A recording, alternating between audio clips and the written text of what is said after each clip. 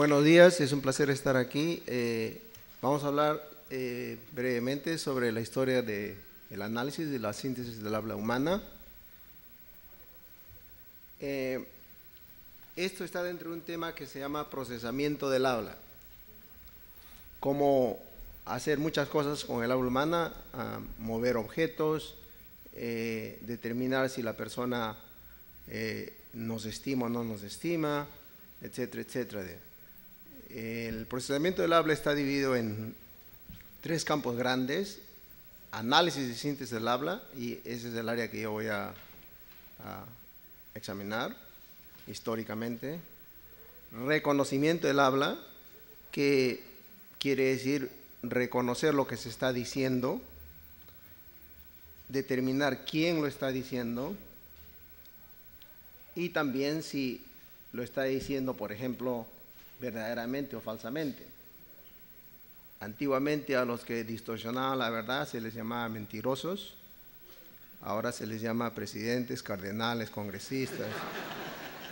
Entonces el reconocimiento del habla hace eso, ¿no?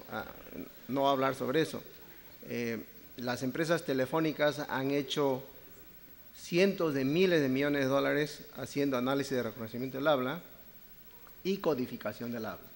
Pues esos son temas bien grandes y yo me voy a limitar simplemente al análisis y síntesis del habla humana.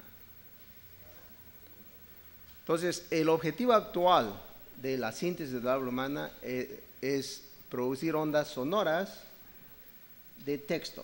O sea, usted tiene un texto y lo tiene que transformar en un sonido que sea reconocible por una persona, que yo lo pueda escuchar y lo pueda entender. La síntesis, para entender lo que se dijo, está en estado bien avanzado ahora, y yo le voy a mostrar algunos ejemplos. Y luego, la síntesis que refleje calidad humana, o sea, si es una persona alegre o triste, es una persona adulta, adulto mayor, un niño, eso está en estado incipiente. Y ese es donde el más grande desarrollo va a ocurrir en el futuro. ¿Ya? Entonces, la idea de la síntesis del habla es la siguiente. Yo tengo un texto, por ejemplo, que dice: la UINE y el CEPRESID les dan la bienvenida al SSI 2009. Y mi objetivo aquí es transformar ese texto en lo que aparece abajo, una onda sonora. Y que entonces la persona pueda escuchar el texto en palabras, ¿no? Los comienzos del síntesis del habla humana. En el año 1665, como muchas cosas que hizo, Newton descubre que se puede simular una progresión de sonidos vocales vaciando agua o cerveza en un vaso. Y ese es un experimento que yo les invito a hacer a ustedes. Pueden tomar un vaso que sea largo, tipo embudo largo, y vaciar cerveza. Dicen que con cusqueña es mejor, pero yo no sé. Entonces, a medida que el agua se va llenando o la cerveza se va llenando en el vaso, van a escuchar una progresión de sonidos. Por supuesto, cuanto más borrachos están, más van a creer en eso. Newton no era un hombre sexual, nunca se le conoció esposa o amante masculino o femenino, pero sí le gustaba tomar, así es que es probable que él haya realizado estos experimentos. Newton era una persona muy veraz. La siguiente progresión la hizo el profesor Krassenstein, que era un profesor de fisiología en la Universidad de Copenhague, y él produce sonidos de vocales usando tubos de resonancia que están conectados a tubos de un órgano, el órgano musical que se usa mucho en las iglesias. Entonces, en realidad se piensa que él se robó las ideas de los chinos, ¿no? Porque los chinos ya habían hecho eso antes. En 1791, von Kempelen construye una máquina hablante. Y vamos a ver eso. Aquí está la representación esquemática de los sintetizadores de vocales de Krassenstein. Por ejemplo, para producir la letra A, uno sopla aquí abajo, el órgano manda un aire y la vibración del aire que escapa por estos dos escapes da la percepción de la letra A. Esto es la letra E, la vocal E, I o U, ¿no?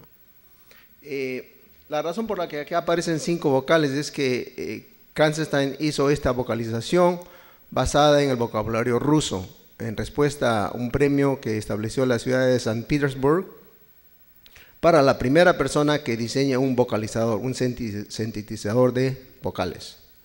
Y con eso ganó el premio Kranzenstein. Algunos de ustedes habrán visto estas botellas silbadoras. Esta en particular está en Trujillo, de la cultura chimú. Entonces, si uno sopla aquí arriba, se va a producir sonidos musicales por esta zona. Y justo hoy día, antes de entrar, interactuando con una exalumna mía aquí en Perú, tuvimos la oportunidad de conversar con un arqueólogo colombiano que dice, y eso es fluente, eso es lo bueno de ciencia, que siempre cambia, a veces uno no tiene la información correcta.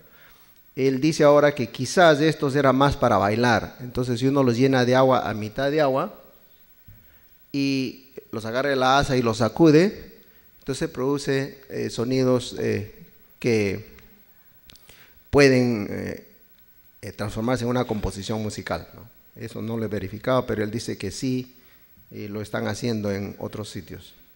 O sea, cambiando la teoría. Bueno, vamos a hacer un experimento todos nosotros y vamos a ver qué implica vocalizar algo, ¿no? Entonces, por ejemplo, vamos a decir inictel. Inictel. Entonces, si ustedes dicen la palabra inictel y ponen su dedo en medio de su garganta, ¿no? Inictel, ¿no? Por ejemplo, ustedes díganme, ¿sienten alguna vibración cuando pronuncian la vocal I? ¿Qué pasa cuando pronuncian la consonante N? ¿Hay vibración o no hay vibración? O vamos a tratar otra más fácil, la letra S en sol, por ejemplo. ¿Hay vibración o no hay vibración? ¿No hay? ¿Sí hay? ¿Están seguros que no hay? Traten de hacerlo, pues ustedes tienen que hacer el experimento y decir, no dejen que yo los convenza acá. ¿Hay o no hay? No hay, pues, no hay. No hay. Claro, pero no tienen que creerme a mí, hagan ustedes. Es lo bueno de la ciencia, uno hace el experimento. No es religión, ciencia, eso se puede verificar. Bueno, entonces cuando dice inni, aquí pueden ver la I es una vibración. Ahora lo vamos a mirar con más detalle un momento. No hay mucha vibración y de nuevo una vibración. Entonces simplemente estas letras representan una vibración. Ahora, hubo un matemático francés, cuando lo vemos un poquito más, que descubrió que si esto se repite constantemente, y en verdad esto se repite, se puede representar solamente con lo que llamamos funciones armónicas, senos y cosenos. No solamente eso, que si la función es continua, la representación es proporcional a términos que van disminuyendo proporcionalmente, inversamente proporcional al cuadrado del término. O sea, si tengo dos términos, el segundo término es 1 sobre 2 al cuadrado, quiere decir un cuarto. El siguiente es 1 sobre 3 al cuadrado, un noveno. Entonces, para el tiempo que yo llego al término 10, la contribución a la representación de ese término número 10 es 1 sobre 10 al cuadrado, que es 1 sobre 100, que es 1%. Entonces, lo que quiere decir que yo no necesito ir muy lejos. Yo puedo representar la letra I con 3 señales sinusoidales. Y eso va a ser crítico en un momento, ¿eh? La CT es inict. Okay. Inict. Entonces ustedes pueden ver que si prestamos atención a esa sonorización, no hay vibración, y lo que pasa aquí es nosotros mantenemos el aire por un momento, ¿okay? Y después lo soltamos. Hay una explosión ahí. Por eso esos sonidos se llaman plosivos. Por ejemplo, pan, pan. Lo que hace uno es corta el aire, pan, y suelta. Hay una explosión ahí. La E, inicte, De nuevo, aquí vamos ya más claramente, pueden ver que esta señal de aquí a aquí se repite, se vuelve a repetir, se vuelve a repetir, se vuelve a repetir, ¿no? Todos ustedes pueden hacer eso baratamente en Perú porque aquí en Perú se puede comprar mucho software barato. Este es un software que yo conseguí aquí en Perú, se llama MATLAB, lo cargan a su computadora, conectan un micrófono barato que yo he comprado aquí en Wilson por 3 soles y el software me costó 8 soles, ¿no? Y pueden analizar ustedes bien fácilmente, ¿ve? Entonces, si ustedes miran, esta señal es periódica y tiene un periodo de cerca de 7 a 9 milisegundos. Y vamos a entender por qué en un momento. Noten entonces ustedes que es una señal bien casi sinusoidal, pero no es sinusoidal. Entonces se puede representar con unos 3 o 4 términos solamente. Mientras que los sonidos de las S, de la T, son más complejos y cubren frecuencias más altas. Ahora, a medida que la inictel se va acabando, noten que la forma de la E cambia. Es periódica, pero cambia. La misma E, pero tiene otra forma. Bueno, eso fue lo que hizo von Kempelen. Von Kempelen, ¿se acuerdan que yo les dije en el año 1600, más o menos 73, él construyó su sintetizador del habla humana? Para sintetizar, él se dio cuenta pues que tengo que tener una fuente, ¿ok? Acá está mi fuente, que es los pulmones. Voy a botar el aire. Entonces, para producir los sonidos de vocal, yo tengo que hacer vibrar algo. Aquí hago vibrar algo, ¿ves? Estos 2 huequitos son las nariz, los huecos de la nariz. Él también se da cuenta de que para los sonidos de las letras explosivas tengo que tener una explosión adicional, la P, T. Entonces aquí está otro fuelle. Este es un fuelle grande que representa los pulmones y este es un fuelle que representa para los sonidos plosivos aquí. ¿Ves? Para los sonidos de la S tengo que introducir una turbulencia. Lo único que tengo que hacer es, miren cómo dice una de sol. Lo que hace uno es, pone los dientes juntos y deja que el aire pase a través de la constricción de los dientes. El aire pasa en forma de turbulencia. ¿Okay? Entonces, los sonidos de las consonantes tienen más altas frecuencias que los sonidos de las vocales. Ese es el instrumento pues de von Kempelen. Desgraciadamente nadie le creyó a von Kempelen. Si ustedes hacen un Google de von Kempelen, lo primero que va a salir es el turco ajedrecista. Y es que en el año 1761 más o menos, él construyó una máquina que tenía una especie de robot y jugaba ajedrez. Usted movía su pieza, el robot movía la mano y el robot movía su pieza. Y le ganaba a todo el mundo y fue un éxito tremendo en Europa. Pero resulta que unos 2 años más tarde descubrieron que era un fraude. Dentro del robot había un turco enanito que no tenía piernas y que sabía jugar ajedrez muy bien. Entonces, cuando von Kempelen construyó su máquina, nadie le creyó. Pensaron que ahí de algún sitio, de alguna manera, von Kempelen había puesto otro turco enanito que decía las palabras, ¿no? Porque salía muy bien, vocalizaba muy bien. Este fue pues un vocalizador mecánico. De ahí se detiene el progreso de la síntesis y el análisis en general del habla y la el reconocimiento del habla. Tiene un ímpetu grande cuando Alexander Graham Bell inventa el teléfono. Entonces la telefonía forzó a los ingenieros, mayormente en Estados Unidos y en Japón, que fueron los países que desarrollaron las telecomunicaciones tremendamente, a analizar el habla. Y el INICTEL, yo supongo, debe tener un personal que analice el habla peruana, por ejemplo, ¿no? Ese es un proyecto muy interesante que se debe hacer en Perú. El quechua, por ejemplo, el aymara y los otros idiomas que se van perdiendo en la zona norte del Perú. Bueno, aquí está el aparato vocalizador. Entonces, vamos a examinar ese aparato vocalizador. Tienen ustedes este tubo. Este es un tubo, el tracto vocal. Ahora con resonancia magnética se ha avanzado tremendamente en el entendimiento de este tubo. No solamente se puede hacer una representación así en foto, se puede hacer un análisis tridimensional, se puede hacer un análisis funcional, que quiere decir que mientras usted está haciendo la palabra hola, ellos pueden tomar una serie de tomas para ver cómo cambia el tracto vocal y hacer un mejor diseño de sintetizadores, ¿no?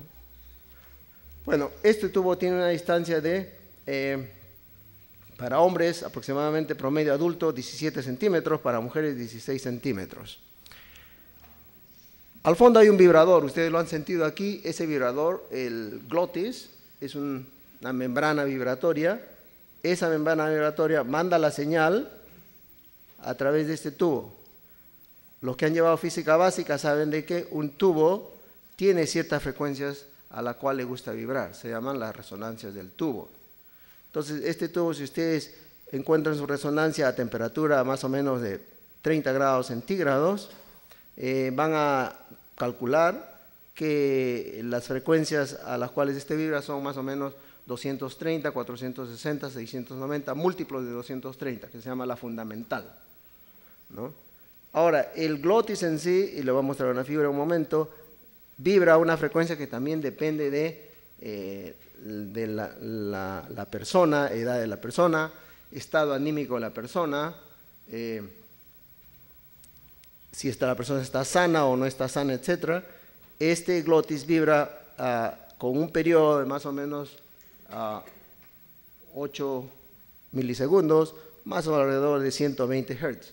Para los hombres puede ser tan bajo como 90, llegar hasta 250, para las mujeres puede ser tan bajo como 100, 110 y puede llegar hasta 300, 400, ¿no? Pero es un tubo resonador. Entonces yo lo voy a mostrar rápidamente para que vean este efecto resonador. Aquí tenemos un tubo de 75 centímetros. Entonces este tubo, perdón, yo me he equivocado, le he dado a este tubo. Ahorita lo voy a corregir. Este tubo tiene 75 centímetros, entonces usted está abierto, entonces si yo pongo aire que fluya sobre el tubo, este tubo va a resonar a la frecuencia que registra el tubo, que son 230, 460, 690. Pueden escuchar.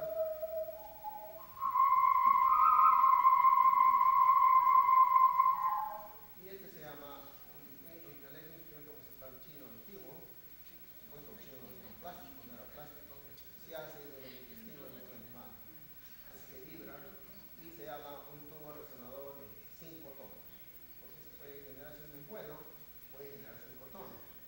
Ahora, la idea no es generar 5 tonos cualquiera lo genera, la idea es generar tonos que le guste a la gente.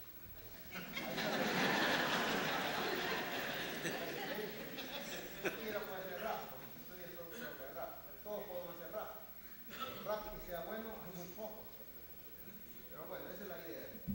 Igual es, aquí, de 17 centímetros, entonces hacemos los cálculos y la resonancia de ese tubo son alrededor de 500 Hz. Como un lado está cerrado, aquí solamente se producen las armónicas impares. 500, 3 por 1500, 3 por 500, 1500, 5 por 500, 2500, 3500, etc. Entonces, esos son las resonancias del tubo. Aquí tienen una medición del flujo de aire del glotis. Pueden ver, esto es 2 milisegundos por división, pueden ver que tiene una duración de 8 milisegundos. Entonces una frecuencia más o menos de 125 Hz. Ese es el pulso que sale del glotis. Ese pulso es reformado por el tracto vocal y si va a producir vocales o consonantes, ese glotis no vibra. Pues, por ejemplo, cuando dice ¿no? El primer sintetizador electrónico lo hicieron, miren ustedes dónde, no es sorpresa, Bell Labs. Bell Labs es una empresa de telefonía y ellos construyeron el primer sintetizador electrónico. Tiene que tener lo mismo que tenía la máquina de Von Kempelen. Tiene que tener un oscilador, algo que vibre, tiene que tener un generador de sonido aleatorio para las ese es un sonido aleatorio, ese es un ruido, ¿no? Y de aquí pasa por un control de resonancia, que es el tracto vocal. La misma idea tiene que ser, y luego un amplificador aquí. Esa es la idea, y eso lo construyó Homer Dudley, un Voder. Le voy a mostrar, a ver si se puede hacer rápido, el sonido de este Voder aquí. Vamos a buscarlo rápidamente. Si me dan un... ok. Aquí está el Voder. Vamos a escuchar. Aquí está el Voder.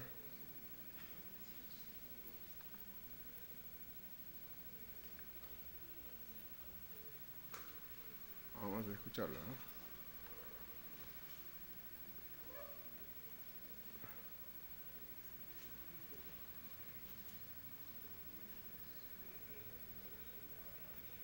Okay. De alguna manera el sonido, ¿lo han eliminado el sonido de aquí?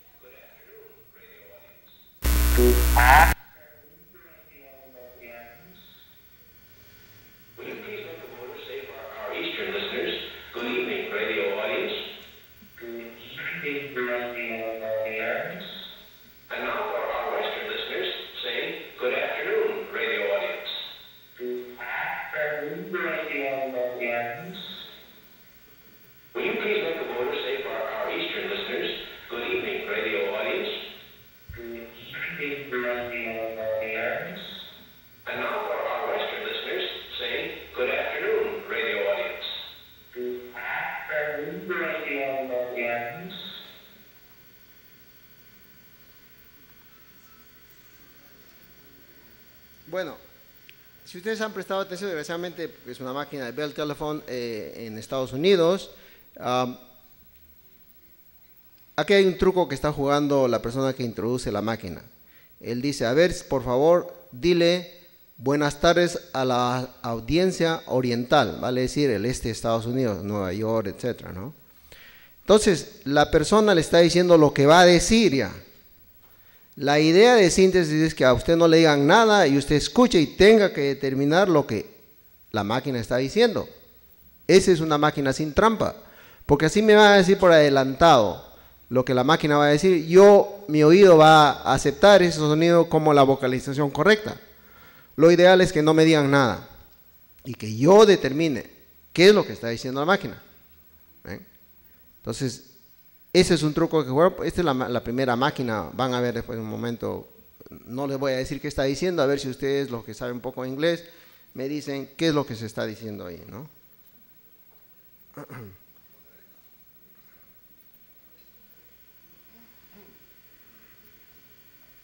Bueno, como le decía, para sintetizar uno tiene que entender el sistema vocalizador. Y el modelo más simple es el modelo fuente-filtro. La fuente es la cuerda vocal. El filtro es el tubo de resonancia. Entonces la cuerda vocal está ahí. Tenemos turbulencias, que son los sonidos que llamamos fricativos, ¿no? Un cierre y el aire pasa como una turbulencia. Cerramos la boca temporalmente para explosivos, los plosivos. Ahora, el tracto vocal cambia de forma. No es como ese tubo, que es un tubo de dimensiones constantes, cambia y por lo tanto las resonancias cambian. Notaron la letra E en INICTEL, al principio tiene una forma, más tardecito tiene otra forma. El tubo de resonancia está cambiando forma. Es un sistema dinámico, pues, ¿no? Como le dije, los formantes están alrededor de 500, 1500, 2500, 3500, 4500. Si lo representamos en serie de Fourier, cuando llegamos al tercer término, este de aquí, la contribución es solamente el 10%. Si vamos al término quinto, que es 4500, la contribución es menos del 4%, 1 sobre 25. Las empresas telefónicas han descubierto eso hace tiempo. Las empresas telefónicas saben de que para reconocer la voz, lo que se está diciendo, solamente se necesitan los 3 primeros formantes. A estas frecuencias le llamamos los formantes. Para reconocer a la persona que habla, y es otra historia. Por eso que a veces, si no conocemos bien a una persona por teléfono, nos confundimos, ¿no? Porque el objetivo de la comunicación telefónica es reconocer lo que se dice como primera prioridad, no reconocer al hablante. Esa es segunda prioridad. Ahora, como le dije también, la variabilidad de los formantes con estado anímico, edad, sexo, salud, etc. Como una referencia interesante, hay un libro de Vladimir Nabokov, Lolita. Dice así: Lolita, luz de mi vida, fuego de mis entrañas, pecado mío, alma mía. Lolita, la punta de la lengua, emprende un viaje de 3 pasos, desde el borde del paladar, para apoyarse en el tercero, en el borde de los dientes. Lolita. Examinemos qué está diciendo. Este es un libro bien